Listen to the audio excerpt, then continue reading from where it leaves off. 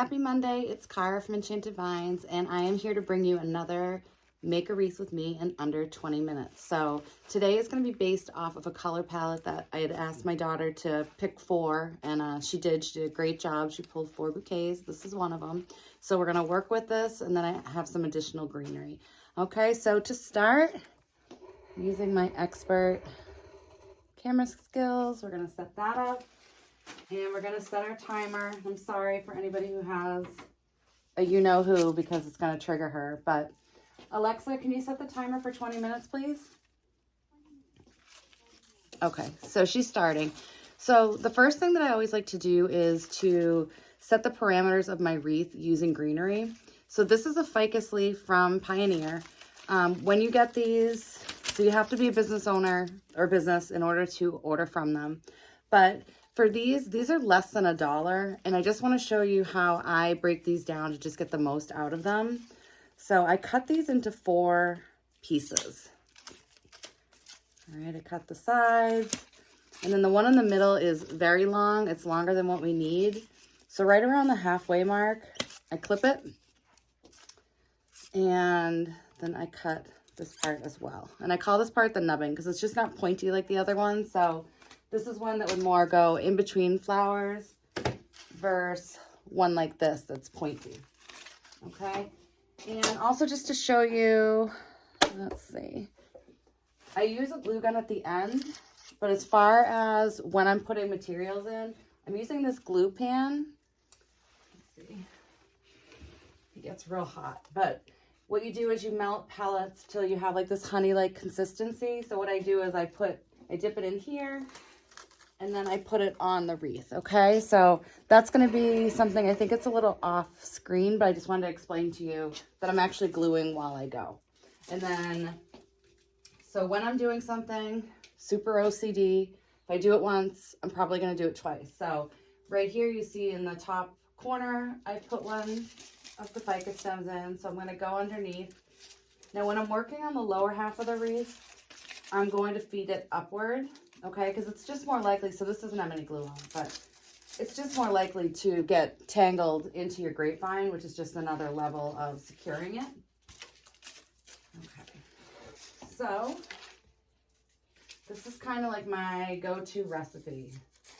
So I put one, and then obviously when I'm working from the top, I'm feeding it downward. So we're gonna put 2 of these ficus leaves more in the middle.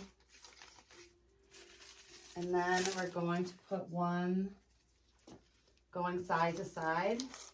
So in general, this is about as far as I'm going to be building out. Sometimes that changes once we start adding in different layers and textures, but in general, this is a great rule of thumb. Because right now you can already see, okay, like we have an outline for our wreath. This is where we're working.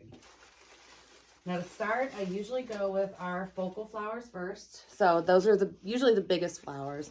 So for this arrangement, we have these 2 huge, really dark dahlias. So good call on my kiddo, because this is going to be a little bit moody, which I love me a moody wreath. So here we go.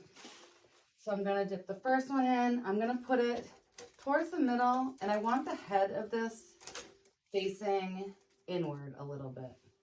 Okay, and all of these stems are super malleable, so you're not going to break them. So when you think about flowers in nature, things don't just grow like up and down straight as an arrow. Usually the heads tilt a little bit towards the sun. So that's a nice little effect you can do just to make your piece look extra natural. Okay, so this first one is facing inward. And then the second one, I'm going to leave space, but it is going to be fed upward. Actually, we'll do it this way. That's how it's catching best. Okay. All right, so those both have a nice secure fit. You know what? I'm actually going to grab a third one of those.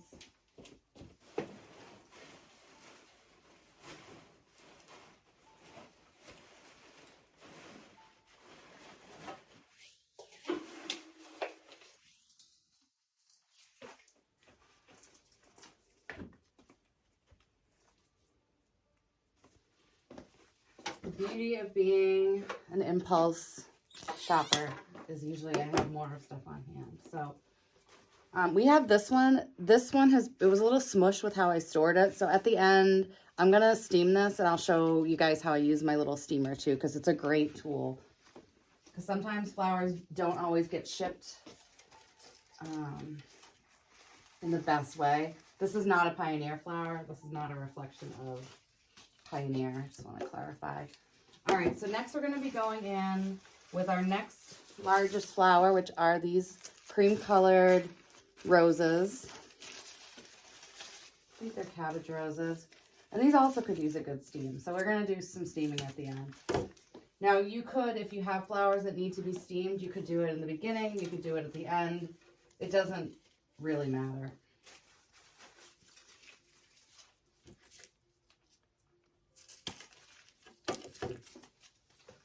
So as you can see, I'm going to start building these out in a very similar pattern.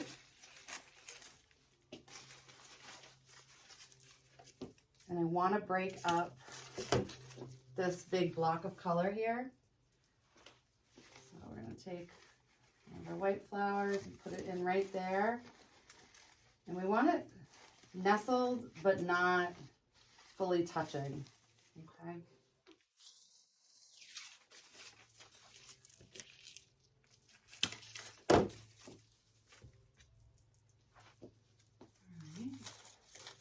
Here. And I want to say thank you to everybody who's been watching my videos. YouTube was kind of a goal for me this year to try and put out more content. There are so many things that I learned specifically from Julie Samacchio, who does Southern Charm Wreaths. And she puts out a lot of free content. And I learned a lot from her. And so I feel like I want to like pay it forward to other people. So if there's something specific that you'd like to see a video about, let me know and I will do my best to accommodate. All right, now we're going to be going in with these blue, I think these are zinnias. And we're going to start spreading these throughout. You know, when you are working with dark flowers, like these dahlias, things like glue hairs show very, very easily. So we have to always make sure that we're really thorough in removing the glue hairs. So I usually initially go in just with my hands and just pull at them gently. But you can also take a warm hair dryer and get them removed that way as well. All right, so I love that these are two-toned. So we're picking up some of like the darkest parts of our blue, and then we're also getting a little bit of the cream like what we're seeing in our roses.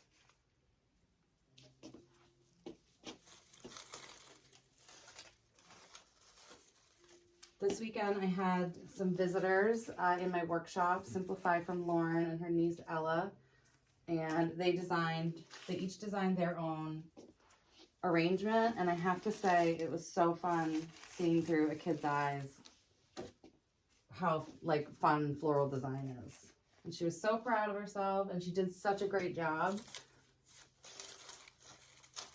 And that's how I feel like when I do paint nights. Like I'm not good at painting, but I really enjoy the process because it makes me feel like a kid again. We're going to sneak some of these in here.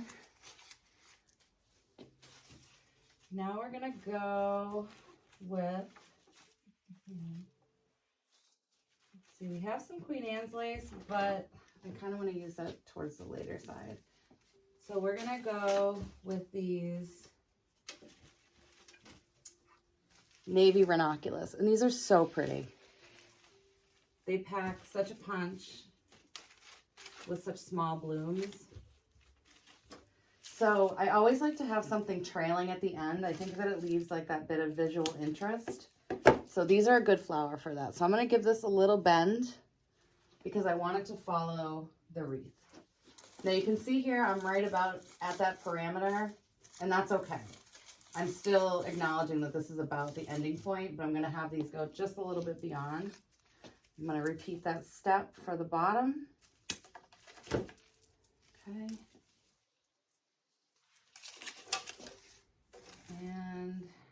go just a little bit beyond.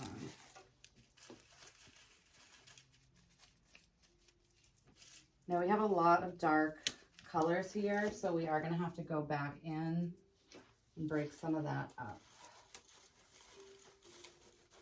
And I would say for a wreath like this, a black door, it might get kind of swallowed up in. This could do really well on, it could do great on like a light blue door or a white door, something like that. But if you have a very dark door to begin with, this won't pop the way you might want your wreath to pop.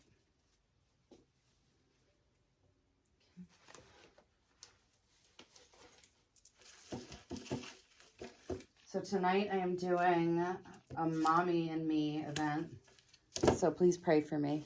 But it should be fun. It's going to be, again, it's going to be like the workshop that we did this weekend. So the kids are all going to be able to decorate the base of their arrangement and then place their flowers. And then the moms are going to have the opportunity to do the same.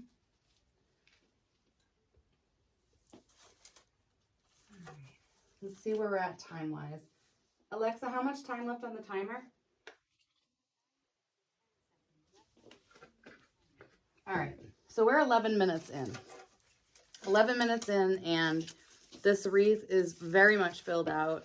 We're gonna start to assess though, where are the bare areas? So here, we definitely need some attention. And then even though this area here is nice and full, it's very dark. So we have to do something to break this up. All right, have to sounded really urgent. We just should. Okay, so this is where we're gonna use our Queen Anne's lace. And what I like about this is that it's going to add a contrasting color, but also it's nice and airy without like blocking everything. So I love airy pieces. And this is where you come in, like where texture comes into play, because we're adding a very interesting element. Like, aren't these so pretty? There's just so much to them.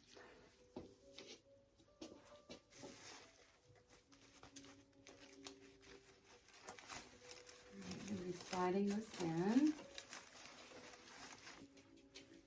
So I am really excited. I am going to Denmark next week, going to Copenhagen, and all I want to do is like read books and have a picnic in gardens. So I've been researching the gardens out in Copenhagen. I think it's going to be very inspirational for what I do for work.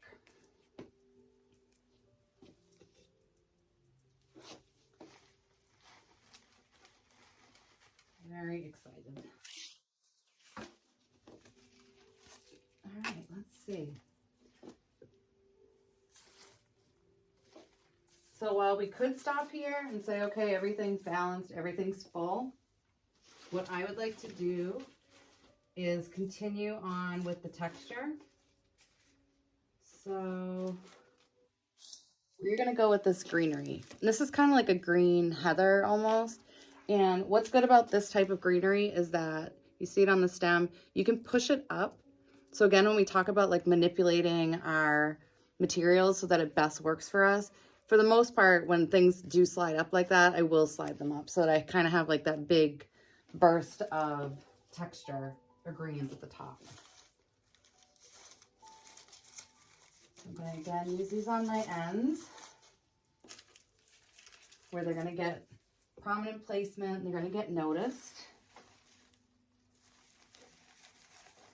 And then I'm going to go in and I'm going to break up some of these flowers. So if you think of an English garden, they're a little messy in the most beautiful way, but they're messy. There's flowers can grow into one another. Greenery can grow through different plants. So for us, we want to recreate that look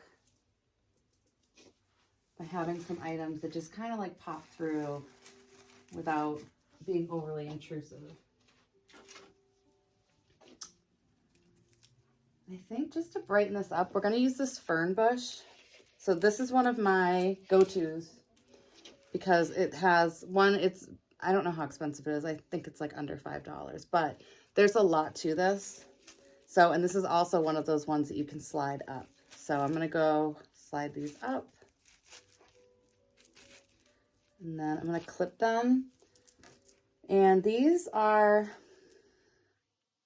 greenery clippers. I'm not even sure if they sell these anymore, but it's really hard to find a good pair of wire cutters.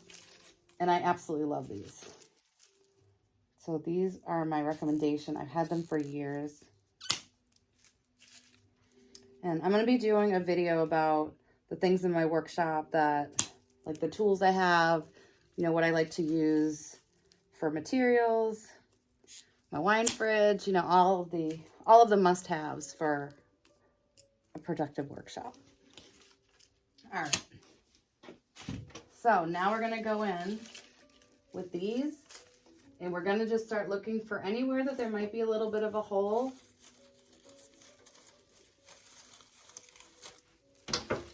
And just a reminder, when we're doing these 20-minute videos, I've already prepped pretty much all my materials, and I've prepped my wreath. So when I'm prepping my wreath, what I'm doing is, some people like the wild parts that grow off it. So like for workshops, some people clean their wreaths, some people don't. That's just totally personal preference. I like my wreaths to be fairly polished, but when selecting what side of the wreath is going to be exposed, I always look for something that has character. Like when you have these really thick grapevines, I just think they're beautiful and I don't want to hide those. Also, even though the back doesn't show, it is really important to go and just clean up the back at least a little bit, because you don't want to scratch somebody's door. I know I've had a bunch of people mention that they don't do wreath making for work, but that they do it to give for gifts as family and friends. And honestly, I think that's probably one of the best gifts you can give. It's something that you've made kind of with love. I can't even count how many wreaths my mom has, but she loves them. But I wouldn't want to give somebody something and then find out that it had a negative impact. So always clean up the back of the wreath. And also I have these wreaths on hooks. So it's kind of like you can just pull it out of the box and hang it. And I think if you're doing something like as a homeowner's gift, you could even go a step further and include a command hook that matched their entryway hardware. And then they literally can just grab it and hang it right up on their door. Some people are moving. I feel like even if they want a wreath, it's probably on the bottom of their list. Like they need to get like their plates and all those things ready before going the wreath route.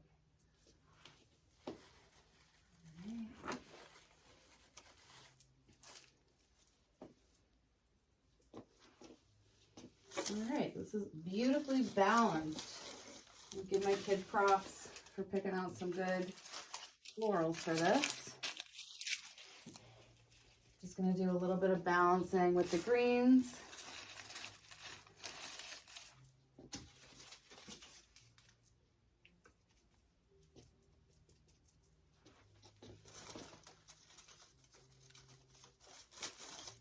All right, next up, let me turn my steamer on, because we need to fix those smooshed flowers.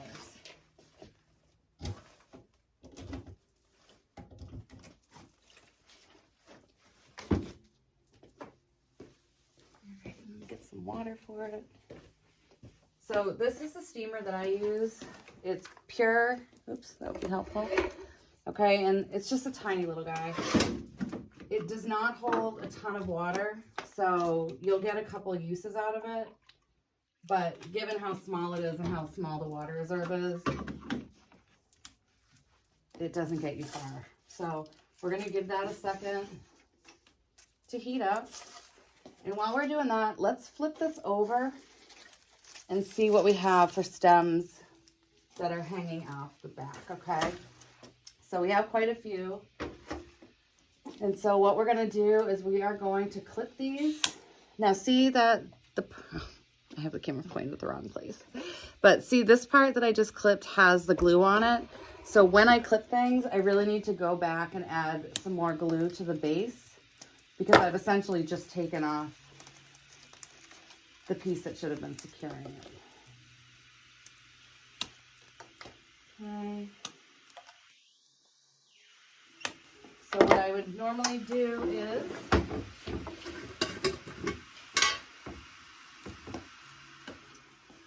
I use Gorilla Glue. That was a tongue twister. Gorilla glue sticks in my glue gun. There you go. Happy Monday. And then I'm going to go and I'm going to cover up all those stems. Again, it's another measure so that you don't risk scratching someone's door. Okay. I'm going to finish that after, but right now our steamer is ready to go. Just make sure you can see it. So we had a few problematic flowers, and this was our main culprit. All right, Alexa, stop. All right, so we just hit our 20-minute mark. So this video is a sham. Just kidding. But let's just go through and help this regain the natural shape of the dahlia.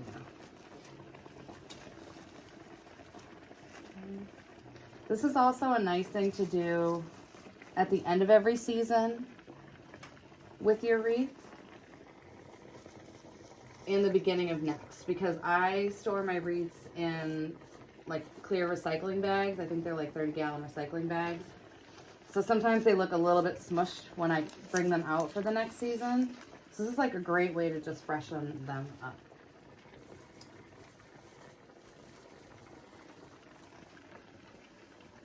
And sometimes you might have like a crease in greenery. That would work too. I would think you could use a full-size steamer. I don't have one, so I just would say be cautious because there is some plastic in these, and if those give off like real serious heat, then you might want to just do it like a little bit at a distance or in like small doses and just assess if it's working. All right, isn't this so cool? This is such a great wreath hack. All right, so now we've got our flowers all done. The last step that I would be doing, and I'll do it outside, is of course the Krylon UV protectant spray. Even if your house is not in direct sun, I always encourage people, because it's just like when people tell you to wear sunscreen, you don't always realize that you are getting UV rays if you're not directly in the sun. So I'm going to take this outside. I'm going to spray it for about 20-30 seconds. I always go extra hard on the greenery because the greenery is always the first to go. So here is our final product, our beautiful wreath. I want to thank my daughter for pulling the flowers because I really do love this. And she'll be listed on my site probably by the end of the day. But let me know what you think of this video. Let me know what you think of this wreath, and I will see you next time.